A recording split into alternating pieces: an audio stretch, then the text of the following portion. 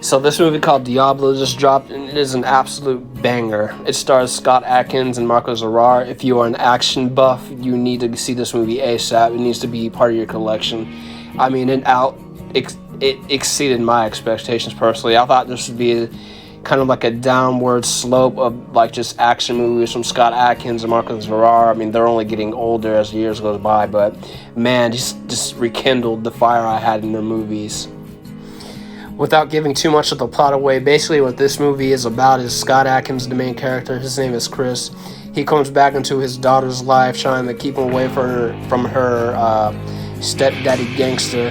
Now, it's not known that Chris was her father the whole time until he says it at one point in the movie, but that's basically what it is. He made a promise, and he, meaning Chris, Scott Adkins' character, he made a promise to that girl's dead mother that he would protect her from harm's way, and that's what this movie is pretty much about. Now I want to start off with Marco Zarrar's character. It's El Cuervo, if I'm saying it right. It's the Crow in Spanish. But his character, he plays like a psychopath, and damn, he barely says anything, but his acting, ironically, was like the best in this movie. His fighting was top notch.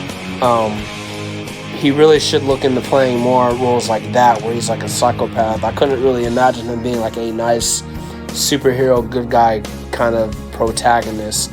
I kind of like that. Even in Boyka, I can't remember if it was the third movie or the fourth one, there was a shot of him where he's standing up on top watching the Scott Adkins fight, and he has like a very sinister look.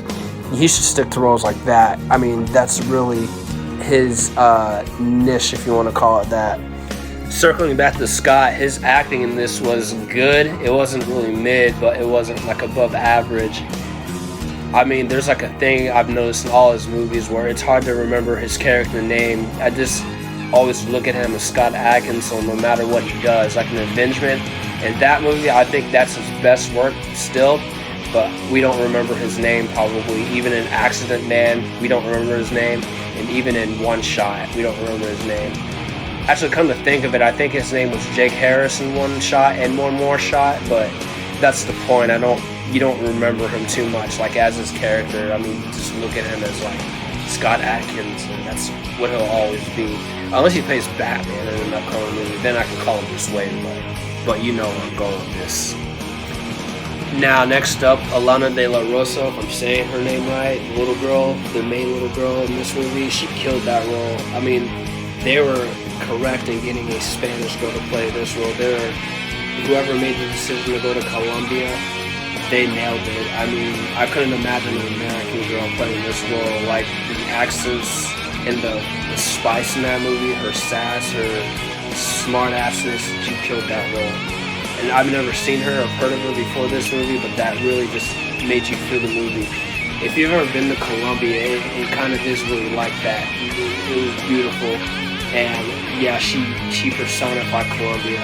Yes, I do sound like a glazer, but you know that she's that good. I just have to give her props. She really stole the show in this movie. Really, the only ick I had of this movie is Scott Adkins' acting.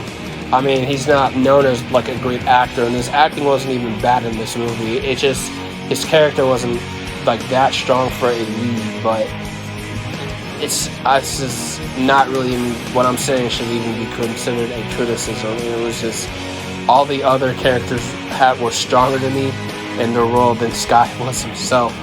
But yeah, that's my only ick, I guess, if you can call it that. But yeah, overall the movie looked great. Colombia was the right choice for this. I mean, watching this is like going to Colombia without actually going to Colombia.